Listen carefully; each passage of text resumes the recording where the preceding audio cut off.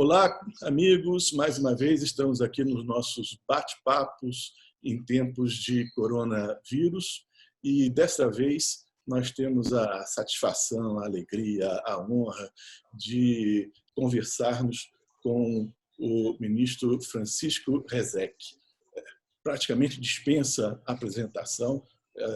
Com certeza, se nós tivéssemos um panteão dos grandes brasileiros do século XX e do século XXI, o ministro Rezec estaria lá com toda a justiça. O ministro Rezec é sempre uma pessoa dedicada à academia, doutor em Direito pela Sorbonne, pesquisador em Oxford, professor da Universidade Federal de Minas Gerais, professor da UNB, foi diretor da faculdade da UNB, professor de mestrado, professor da graduação, professor de doutorado, agora também no UniCeub, 2 vezes ministro do Supremo Tribunal Federal, com 2 indicações para aquele mais alto cargo do Judiciário. Foi nosso colega na Procuradoria da República e nosso colega do primeiro concurso que o Ministério Público Federal promoveu. Ministro das Relações Exteriores, autor do mais conhecido, mais apreciado, mais citado curso de Direito Internacional Público entre nós. Juiz da Corte Internacional de Justiça, na Haia, por 9 anos, um advogado de enorme sucesso, o padrão de elegância moral, intelectual, verbal, um modelo de jurista, um modelo de democrata, um humanista por excelência. Ministro Rezec, muitíssimo obrigado por nos conceder esses 15 minutos de conversa aqui sobre a pandemia e o direito internacional. A volta antiga à casa é sempre um prazer especial para mim, procurador Paulo. E um título que muito me orgulha e que eu cito sempre é o de ter sido um dos fundadores da nossa associação. É verdade. Isso em setembro de 73, num momento da história do planeta e da América do Sul, em especial, e do Brasil, em que era uma temeridade fundar associações de classe. É verdade. E esse é só um dos títulos que eu esqueci, que eu não pude citar aqui. Tem vários, né? Ministro, o mundo parecia, até recentemente, que estava numa rota feliz para uma atuação globalizada. As fronteiras pareciam que estavam se diluindo, as instituições internacionais pareciam que atingiam a sua marca de inédito prestígio, gerando até ciúme naqueles nostálgicos dos tempos de uma soberania absoluta. Aquele prospecto da aldeia global, do McLuhan, lá dos anos 60, vai estar finalmente sendo realizado. E de uma hora para outra, é um vírus que se torna global. E rapidamente a gente passa a viver uma pandemia planetária. E já se fala até num fim abrupto desses movimentos de união de povos, de nações além fronteiras. Outro dia eu estava reparando no noticiário que a Argentina comunicou suas dificuldades em participar das negociações do Mercosul, imputando a culpa aí justamente para essa situação crítica da saúde mundial. Na Alemanha, agora recentemente, a Corte Constitucional Federal decidiu que ela tem competência para analisar a proporcionalidade de decisões do Banco Central Europeu. E já se vê nisso um prenúncio de graves dificuldades aí para a União Monetária e até para a própria União Europeia. A OMS, né, essa instituição que tem as suas origens numa proposição do Brasil e da China, né, para a criação de uma instituição internacional em prol da saúde, lá em 1945, sofre ataques diversos ao seu prestígio, se vê ameaçada da queda de uma substancial fonte de recursos para a sua própria subsistência. O diretor-geral da Organização Mundial do Comércio anunciou que vai deixar o seu cargo um ano antes do término do mandato. Ministro, nós estamos assistindo a uma debacle do padrão de globalização.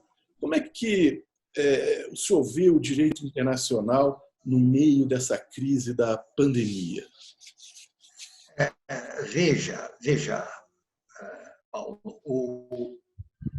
o que acontece hoje com o diplomata brasileiro Roberto Azevedo, quando ele anuncia que vai deixar, antes do final do seu mandato, a direção geral da Organização Mundial do Comércio.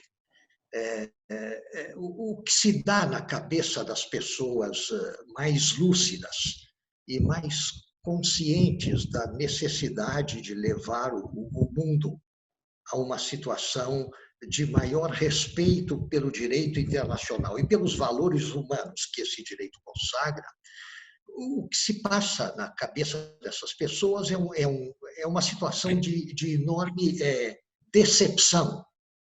Decepção que conduz a um clima deprimente. Por que eu estou aqui? Vale a pena continuar? Ou é melhor que a minha saída antecipada, a minha renúncia ao que me resta de mandato, sinalize, quem sabe, aos observadores da organização que alguma coisa anda mal, que alguma coisa não deixa organizações como essa funcionarem direito.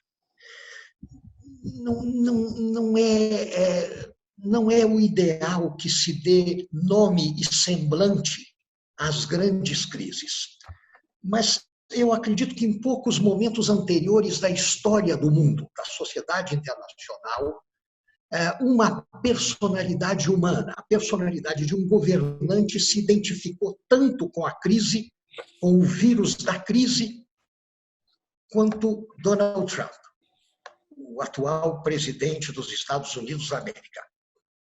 Criatura que se lançou lá do mundo empresarial, onde obteve sucesso, na política, e conseguiu convencer, graças ao clima de psicose coletiva que se estabeleceu nos Estados Unidos da América desde os acontecimentos de 2001, desde os atentados de 11 de setembro de 2001, que foi possível, então, sob o governo de George W. Bush, que tinha como vice-presidente Dick Cheney, e essa dupla decididamente não era muito melhor do que Donald Trump, pelo contrário.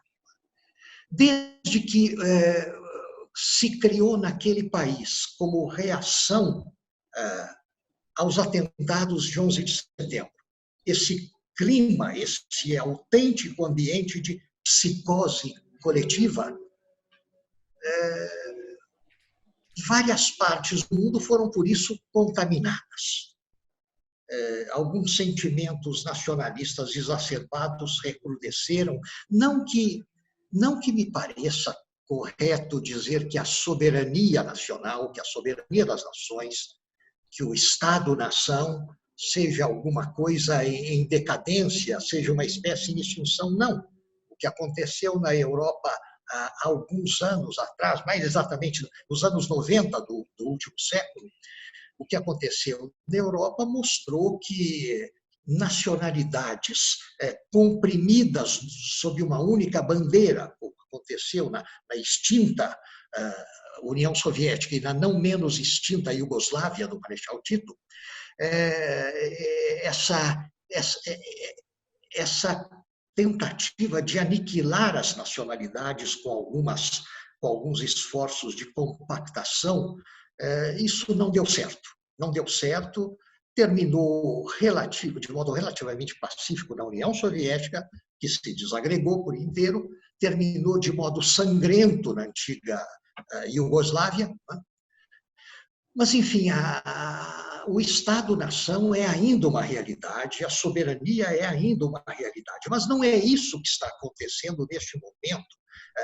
O que está acontecendo vai além disso, em nações importantes dentro do cenário internacional, e tem a ver com lideranças exacerbadas no seu nacionalismo e, sobretudo, no seu sentido antiglobal, no seu sentido anti-internacional, no tratamento do próprio quintal como se este fosse o centro do universo, como se o seu quintal devesse prevalecer sobre tudo mais, sobre toda e qualquer outra espécie de política visando a sobrevivência e a realização da raça humana como um todo. É isso que esquecem e não deveriam esquecer, os interesses primordiais da raça humana. O que acontece hoje é, portanto, a consequência do que sucedeu nas últimas eleições em diversos países e na emergência dessa forma de poder que se julga, veja, isso é um fato realmente novo, que se julga autorizada a violar abertamente. Por exemplo, deixarei de contribuir com a Organização Mundial de Saúde porque não gosto daquele sujeito que está lá presidindo a organização, porque ela está sendo favorável nisso ou naquilo a um governo nacional que eu considero um desafeto. Enfim, isso soaria como uma blasfêmia, como uma obscenidade até algumas décadas atrás. Mas hoje já não soa tão blasfemo e tão obsceno aos ouvidos de todos os que ouvem Donald Trump.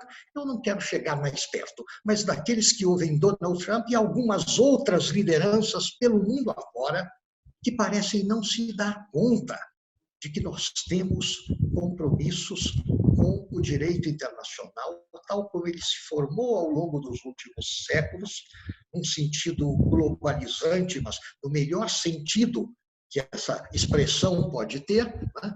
e se credenciam, então, para desafiar abertamente, à base de uma política de poder, tudo aquilo que nós acreditávamos que estava valendo, e que estava valendo para todos. Isso me preocupa muito. Agora, enfim, as consequências periféricas dessa situação, dessa patologia central, são as mais grotescas. Por exemplo, por força de Donald Trump ter dito e repetido tantas vezes que a República Popular da China é a grande responsável pela pandemia, ele vai e volta, ele é um homem instável, até mesmo nos seus disparates. Mas, enfim, por força de ele ter insinuado ao que existe de mais rudimentar na classe média americana, que a China deve ser a culpada da pandemia, por força de haver, e aí pelo menos havia uma construção lógica, mas não, houve momentos em que ele disse algo que ultrapassa o limite mais extremo da fake news, ou seja, foi quando ele sugeriu e outros, enfim, compatriotas seus e mais algumas pessoas fora dos Estados Unidos da América sugeriram que a coisa, o vírus que nos aflige pode ter sido produzido artificialmente num laboratório chinês em Wuhan ou naquela região da China, com algum propósito escuso, e a coisa teria dali escapado. Ou seja, uma basófia, uma fábula tão odiosa quanto aquela das armas de destruição de massa que o Iraque possuiria. E lenda essa que levou George W. Bush, o seu comparsa Tony Blair e vários outros ao genocídio iraquiano de 2003. Enfim, mas veja, por força disso, por força da indução, isso lembra muito aquilo que os historiadores chamam a síndrome de Sarajevo. O que é a síndrome de Sarajevo? Os dirigentes europeus, os governantes europeus, ali no auge da Belle Époque, 1910, 1911, 12, 13, estavam, enfim, por força do desejo que tinham de se valorizar perante o respectivo eleitorado, de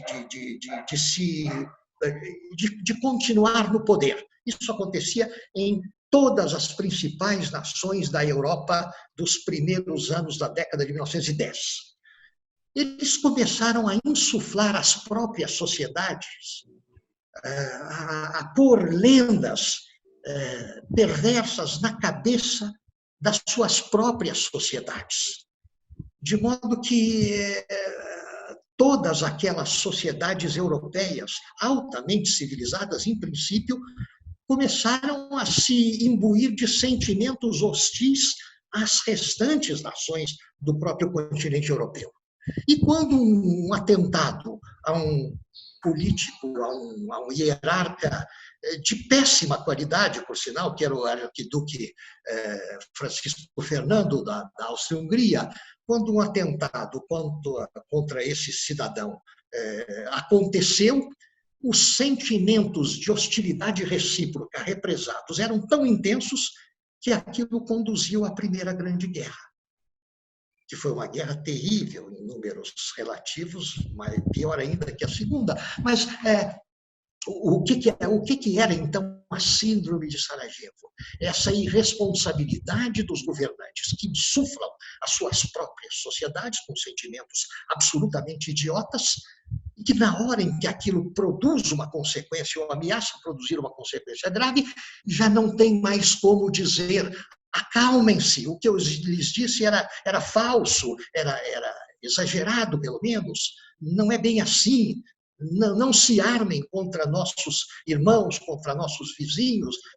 Enfim, a Primeira Guerra estava já nas ruas e os irresponsáveis governantes dos anos que antecederam 1914 não tinham mais como segurar essa barra pesadíssima que se abateu sobre todos. Enfim, o que acontece hoje me lembra muito a síndrome de Sarajevo. É mais ou menos a mesma coisa, de um modo totalmente irresponsável.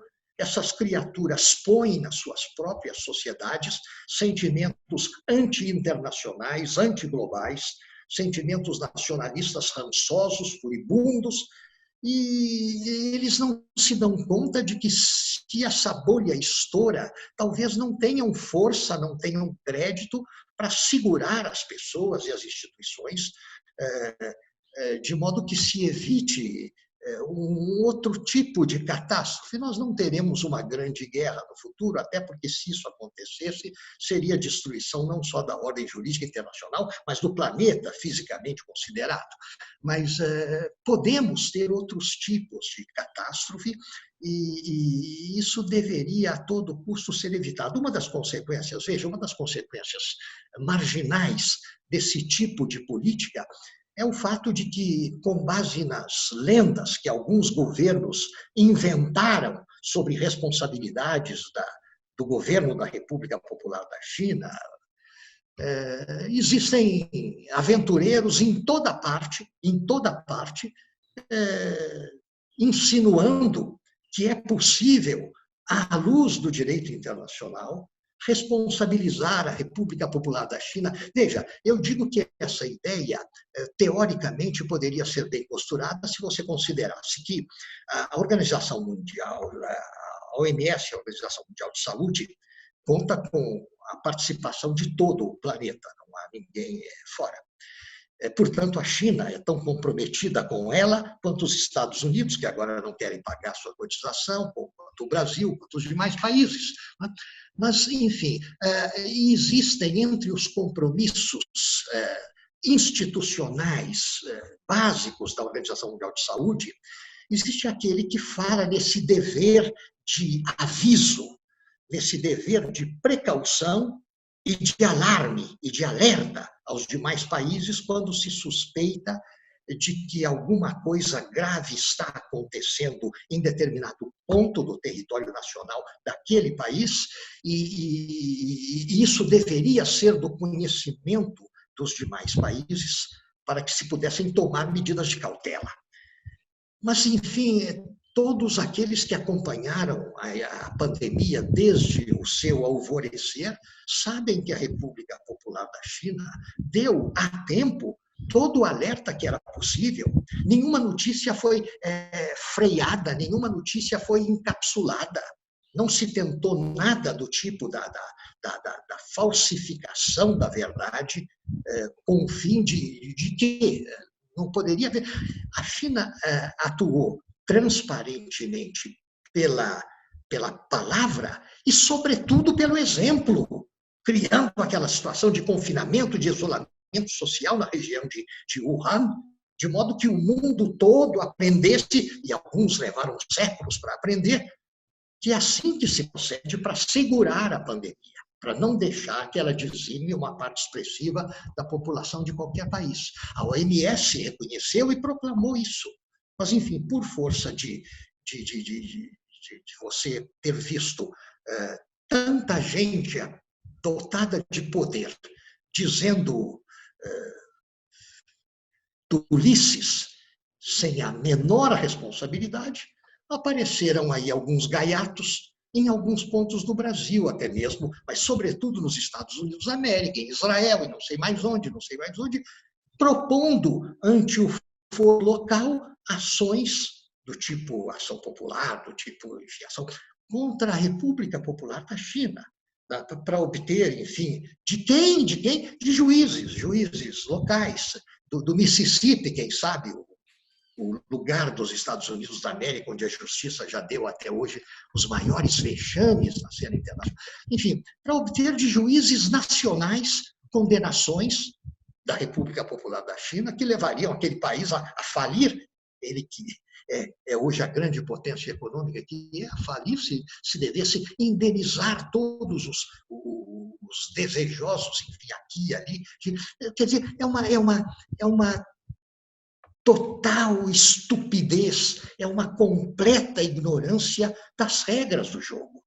Não é assim, enfim, se determinado país, China ou outro, falta aos seus compromissos internacionais com a OMS ou outra organização ou outro país qualquer, e com isso comete um ilícito internacional, o processo tem que ser um processo Estado contra Estado. Na Corte da Haia, se for possível, num foro arbitral qualquer, se for possível, não é num foro nacional, como algumas personalidades em que o excesso de entusiasmo convive com a escassez de leituras. Não é assim que se procede. Esse cenário não é para amadores e não comporta improvisações, ainda que em nome do patriotismo. Ministro, que espetáculo. O senhor já foi respondendo uma outra pergunta que eu ia fazer, que era justamente essa, sobre como que os insatisfeitos com a hora podem, se tem algum apoio no direito internacional para buscar uma investigação sobre as origens da pandemia, né? O senhor já antecipou. A propósito, Paulo, só um parênteses. Os grandes cientistas norte-americanos, nem precisa sair de lá, os grandes cientistas norte-americanos já disseram para quem quiser ouvir, esse vírus é espontâneo, nós não sabemos nada sobre ele, sobre o que ele faz, sobre o que ele pode fazer de mal, mas a única coisa que podemos garantir é que ele não foi criado artificialmente em lugar nenhum, ele surgiu, as coisas acontecem assim, a história da nossa civilização é marcada por acontecimentos no plano sanitário que começam espontaneamente, sem que se saiba, sem que se possa ter culpa. A gente tem que tomar cuidado também com a pandemia da estupidez, né, ministro? E já para encerrar, eu já tomei muito mais tempo do que eu devia do senhor. Eu gostaria de saber o seguinte, com todo esse quadro, o senhor é otimista com relação ao que vai acontecer na ordem mundial depois que a pandemia for debelada? A gente de vez em quando encontra alguns artigos de jornal, de ocasião, dizendo que o mundo vai entrar numa nova ordem mundial de fraternidade. Ou o senhor acha que os países vão ficar mais fechados em si mesmos, cada vez mais preocupados com os seus próprios nacionais? Se quem puder roubar, ou pelo menos quem puder requisitar as máscaras do outro país vai fazer? O senhor acha que há um espaço agora, já que o problema é mundial, o problema é de todo o planeta, e nós não temos nenhum líder planetário, aparentemente, né, despontando, será que nós não surgimos agora exatamente no momento para reforçar as organizações internacionais? Um governo de... Veja, sim. Veja, Paulo, apesar da má qualidade de várias lideranças, algumas importantíssimas, mas contando com a boa qualidade e a sensatez de grandes lideranças, no Extremo Oriente, no continente europeu e eventualmente, em algum lugar avulso do continente americano e da África. Contando com algumas lideranças de alta qualidade, eu penso que isso é o que vai prevalecer. Eu sou bastante otimista quanto ao pós-pandemia. Sairemos melhores dela. Os grandes estadistas sairão valorizados, os estadistas miúdos a qualquer título sairão enfraquecidos, disso eu não tenho a menor dúvida, e com o passar dos próximos tempos, nós nos educaremos melhor para a solidariedade e faremos uma autocrítica quanto a diversos gestos representativos de egoísmo nacionalista. Enfim, uma decisão, mesmo na Alemanha, uma decisão da corte, na Argentina, uma palavra do presidente, enfim, tudo isso que parece sufocar, de algum modo, a fluidez da comunicação e da cooperação internacional. Tende a desaparecer. O pós-pandemia será um cenário de grande visibilidade de quem acertou na crise e de quem errou na crise e de quem errou grotescamente na crise. Tudo isso será muito bem desvelado e servirá de lição para todos. Quanto à nossa situação relativa, veja bem, apesar de tudo aquilo que estamos enfrentando, que nós temos no Brasil uma crise tríplice. Nós temos, como os demais, uma crise sanitária que provoca uma crise econômica também muito grave, mas nós temos de sobejo uma crise política criada artificialmente por uma liderança infeliz, que o destino nos trouxe neste momento. Eu não sei, é preciso respeitar o princípio democrático. Os brasileiros quiseram, enfim, ainda que por eliminação, os brasileiros consagraram o governo que temos hoje e é preciso conviver com ele e, na medida em que isso nos seja possível, educá-lo, chamá-lo à ordem. Né? Mas eu acredito que o nosso destino a médio prazo, a mim me parece mais promissor do que o de inúmeras nações no primeiro mundo, no grande mundo europeu, americano, do hemisfério norte, naquilo que os diplomatas chamam o circuito Elizabeth Arden. Eu acho que nós podemos esperar por dias melhores, porque alguns dos fatores de instabilidade no continente europeu, e que são gravíssimos, não pesam sobre nós.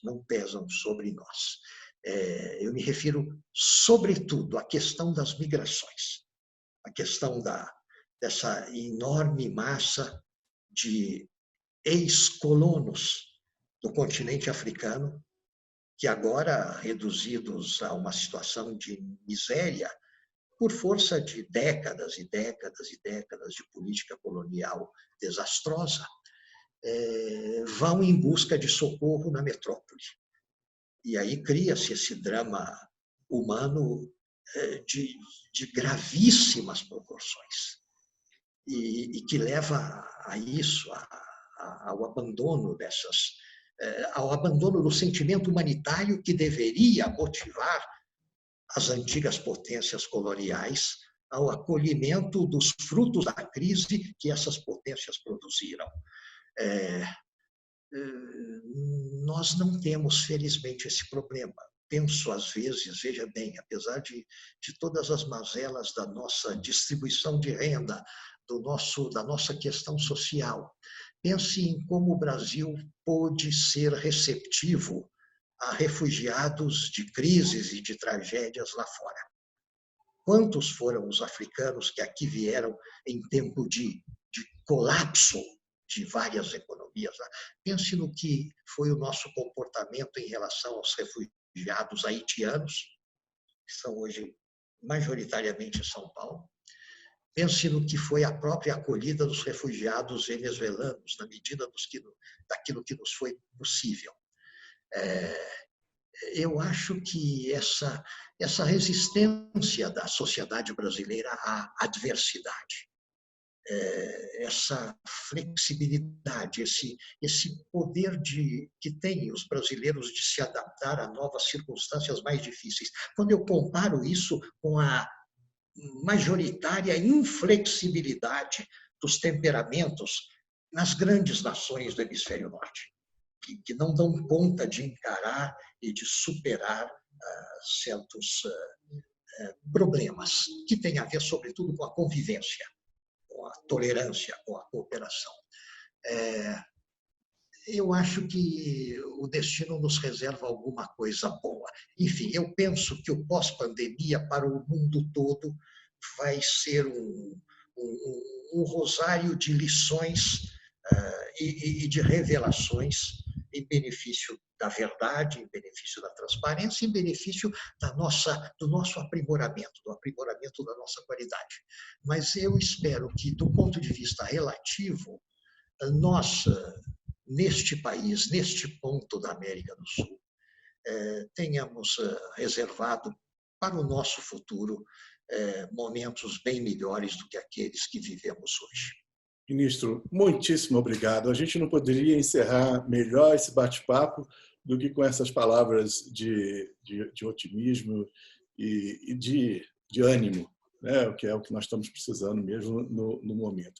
Muitíssimo obrigado, ministro Rezec, por esse bate-papo com os colegas dos 4 ramos do Ministério Público da União, dos servidores dos 4 ramos do Ministério Público da União. Saúde e felicidade sempre para o senhor. A todos os membros daquilo que foi, ao longo da minha vida, a única carreira da minha escolha. Todo o resto foram acidentalidades. Esta foi a única que eu procurei.